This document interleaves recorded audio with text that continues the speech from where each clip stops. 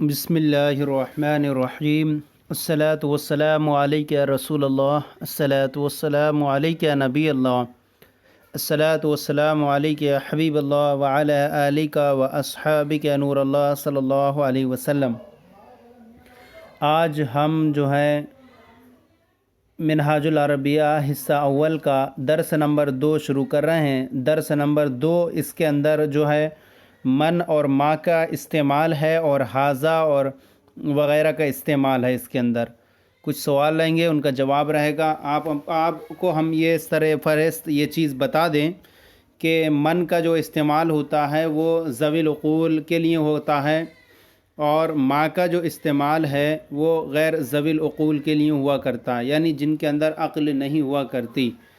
تو اس طور پر کہیں گے کہ من جہاں پر بھی آئے گا اس چیز کے بارے میں سوال کرنے کے لیے آئے گا جو ذوی العقول سے تعلق رکھتی ہے، لہذا جواب میں بھی ہم جو پیش کریں گے وہ ایسی چیز ہوگی جس کے اندر عقل ہوگی، اور ما کے ذریعے جو سوال کیا جائے گا وہ غیر ذوی العقول کے بارے میں سوال کیا جائے گا، اور جواب میں بھی غیر ذوی العقول کو پیش کرنا پڑے گا۔ تو آئیے دیکھتے ہیں، یہاں پر سوال ہے من حاذا۔ من مانے ہوتا ہے کیا، من مانے ہوتا ہے کون، اور حاذا مانے ہوتا ہے یہ۔ من حاذا، من مانے کون، حاذا مانے یہ کون ہے؟ سوالیہ نشان ہے، تصویر میں ایک مرد ہے، جواب دے رہے ہیں من حاذا، یہ کون ہے؟ حاذا رجل، حاذا مانے ہوتا ہے یہ، اور رجل مانے ہوتا ہے مرد، اور یہ اس کا مشار الیہ ہے۔ حاذا یہ اس میں اشارہ مبتدا بنے گا، اور رجل یہ مشار الیہ اس کی خبر بنے گا۔ اور دیکھیں حاذا کے ذریعے جو جواب دیا جا رہا، من کے ذریعے جو پوچھا گیا تھا وہ جواب میں رجل آ رہا ہے، جو کہ مذکر ہے اور ذوی العقول سے تعلق رکھتا ہے۔ حاذا رجل، یہ مرد ہے، یہ مرد ہے۔ آگے پھر اب سوال ہو رہا ہے ما کے ذریعے، تو جواب میں جو آئے گی وہ غیر ذوی العقول چیز آئے گی، ما ذالکا۔ رجل ہے، یہ رجل کی جمع جو آتی ہے وہ رجال آتی ہے۔ ما ذالکا، ما مانے کیا، ذالکا مانے وہ، بعید کے لیے آتا ہے ذالکا، اور اس کا معنی ہوتا ہے مذکر، بعید کے لیے وہ استعمال ہوا کرتا ہے اس کا۔ ما ذالکا، وہ کیا ہے؟ اب دیکھیے سوال ہو رہا ما کے ذریعے، لیکن جو ہے غیر ذوی العقول کا جواب دیا جائے گا، ما ذالکا، وہ کیا ہے؟ جواب میں آ رہا ہے ذالکا قردن۔ ذالکا مانے وہ، بعید کے لیے آتا ہے مذکر کے لیے، اور قردن مانے بندر۔ قردن بندر، اور اس کی جمع آتی ہے قردتن۔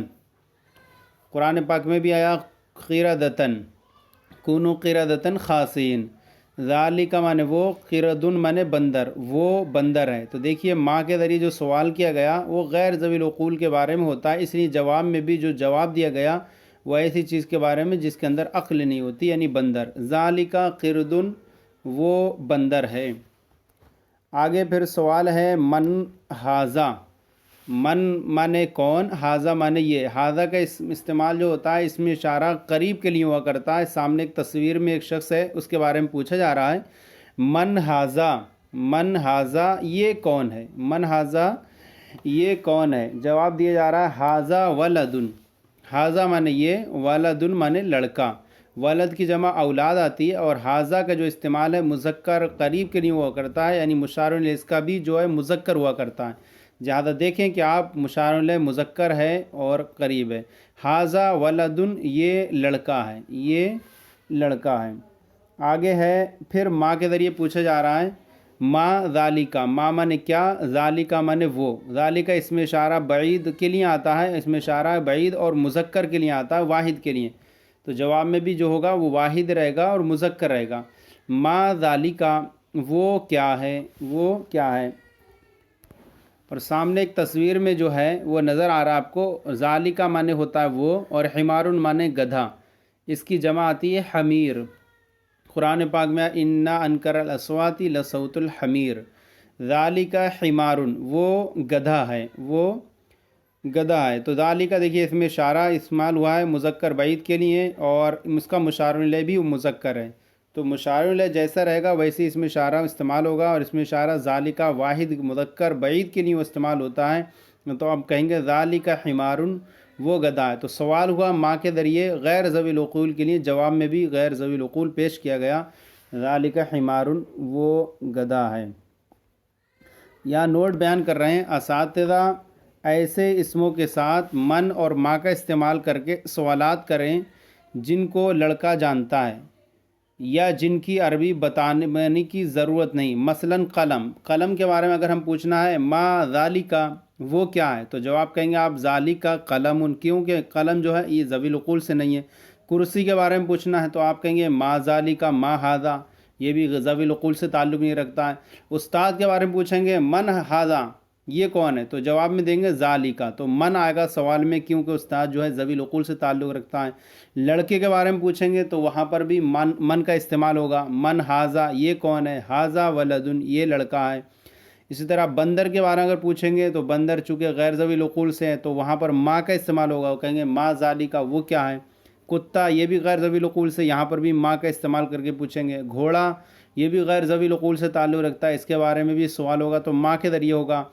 اور اونٹ یہ بھی غیر ذوی العقول سے تعلق رکھتا ہے، اس کے بارے میں بھی اگر سوال کیا جائے گا تو ما لگا کر پوچھا جائے گا، ما ذالکا وہ کیا ہے، تو جواب میں دیں گے ذالکا جمل وہ اونٹ ہے وغیرہ۔ تو یہ سبق مکمل ہو گیا۔ ترجمہ اس کا دیکھ لیں، ہماری تمرین جو ہے ہر سبق کے تحت ہماری ایک تمرین رہتی ہے، اس تمرین کے جو جملے رہتے ہیں وہ اردو میں رہتے ہیں، آپ کو اسی سبق کے روشنی میں ان کا جواب دینا ہوتا ہے عربی بنا کر کے۔ ترجمہ کریں، ایک جملہ ہے یہ کون ہے، جواب میں آ رہا ہے یہ آدمی ہے، تو سوال میں ہم اسی طرح رکھیں گے، کہیں گے یہ کون ہے تو ہم کہیں گے من، یہ کی عربی ہے ھذا اور کون کی عربی من۔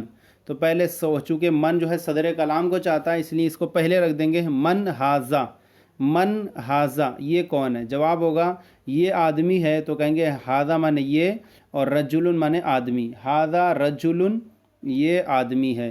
پھر سوال ہے وہ کون ہے، جواب میں ہے لڑکا، تو وہ بھی جو ہے مذکر ذوی العقول میں سے ہے تو اسی لیے من کا استعمال کریں گے یہاں پر بھی، اور کہیں گے من ذالکا، من مانے کون اور ذالکا مانے وہ، من ذالکا وہ کون ہے، جواب ہے وہ لڑکا ہے، تو کہیں گے ذالکا ولدن، ذالکا ولدن وہ لڑکا ہے۔ پھر سوال ہے وہ اونٹ ہے، وہ اونٹ ہے، اب یہاں پر یہ سوال نہیں ہے، وہ اونٹ ہے، تو وہ کی عربی ہے ذالکا اور اونٹ کی عربی ہے جمل، تو کہیں گے ذالکا جمل وہ اونٹ ہے۔ یہ گھوڑا ہے، یہ کی عربی ہے ھذا اور گھوڑے کی عربی ہے فرسن، تو کہیں گے ھذا فرسن یہ گھوڑا ہے، ھذا فرسن یہ گھوڑا ہے۔ آگے سوال ہے یہ کیا ہے، یہ کیا، اور سامنے جواب میں ہے بندر، تو اسی طرح ہم سوال میں جو ہے ما کا استعمال کریں گے کیونکہ جواب میں ہمارے وہ غیر ذوی العقول آ رہا ہے، تو ہم کہیں گے ھذا من ما ھذا یہ کیا ہے، ما ھذا، ما مانے کیا اور ھذا مانے یہ، ما ھذا یہ کیا ہے، جواب ہوگا ھذا قرد یہ بندر ہے، ھذا قرد یہ بندر ہے۔ وہ کیا ہے، جواب میں کتا آ رہا ہے تو ہم سوال کو سمجھ لیں گے کہ سوال میں بھی ہمیں جو ہے ما کا استعمال کرنا ہے، اور وہ کے لیے آئے گا ذالکا اور کیا کے لیے آئے گا ما، تو ہم کہیں گے ما ذالکا وہ کیا ہے، وہ کیا ہے، جواب ہے وہ کتا ہے، تو کہیں گے ذالکا کلب، ذالکا کلب وہ کتا ہے۔ پھر سوال ہے یہ گدھا ہے، یہ گدھا ہے تو ہم کہیں گے سوال نہیں ہے بلکہ پورا جملہ ہی ہے، تو ہم کہیں گے یہ گدھا ہے، یہ کی عربی ھذا اور گدھے کی عربی حمار، ھذا حمار، ھذا حمار۔ آگے ہے وہ کرسی ہے، وہ کی عربی ہے ذالکا اور کرسی کی عربی کرسی، ذالکا کرسی، ذالکا کرسی۔ وہ استاد ہے، وہ مانے ذالکا مانے وہ اور استاد کی عربی استاد، ذالکا استاذ، ذالکا استاذ۔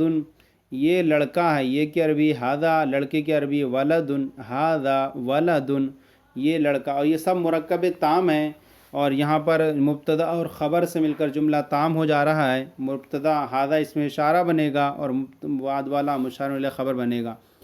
آگے ہے یہ کتاب ہے، یہ کی عربی ھذا، کتاب کی عربی کتاب، ھذا کتاب، ھذا کتاب یہ کتاب ہے، وہ عربی ہے، وہ کی عربی ذالکا، عربی کی عربی عربی ہے، ذالکا عربی، ذالکا عربی وہ عربی ہے۔